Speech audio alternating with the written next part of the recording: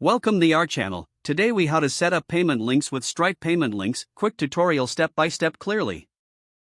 Start by logging into your Stripe account. Navigate to the Stripe dashboard.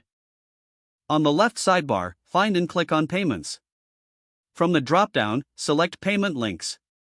Click on the Create Payment. Choose the product or service for which you want to create the payment link. If you haven't set up a product yet, select Add a Product to enter the necessary details. Fill in the product name and price. You can also add a description or images if desired. Once you've added the product details, click Save Product.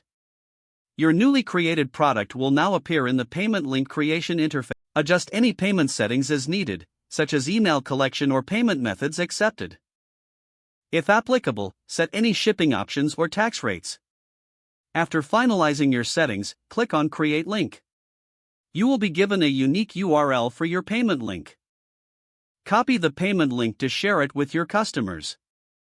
You can also customize the link name by clicking on the pencil icon next to the link. To test the link, paste it into a web browser. Ensure that the payment process works smoothly and check the checkout options. Once you confirm everything is working, you're ready to share it with your audience. That concludes the setup process for Stripe Payment Links. If the page does not load, refresh the browser or try again in a private or incognito window. Make sure you are using the correct email address, then retype it carefully to avoid small typos. If your password is not accepted, use the reset option and create a new strong password you can remember. Check your spam folder for verification or security emails, then complete any requested confirmation steps.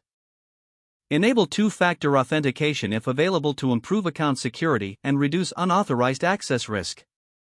After signing in, review your profile details so your contact information and settings are accurate and current. If you see an error message, note it down and try again after restarting your device and internet connection.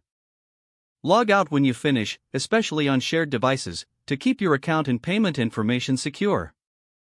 If the page does not load, refresh the browser or try again in a private or incognito window.